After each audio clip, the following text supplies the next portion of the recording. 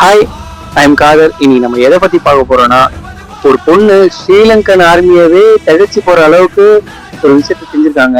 இன்னைக்கு நம்ம அதை பத்தி தான் வீடியோல பார்க்க போறோம். வாங்க வீடியோக்குள்ள போகலாம்.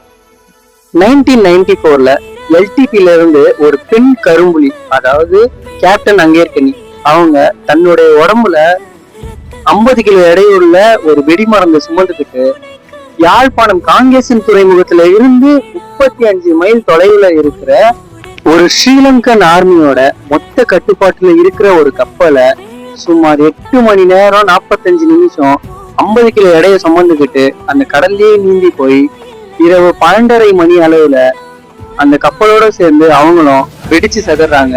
இந்த சத்தம் யாழ்ப்பாணம் காங்கேசன் துறைமுகம் வரைக்கும் அந்த அதிர்வலைகள் ஏற்பட்டிருக்கு.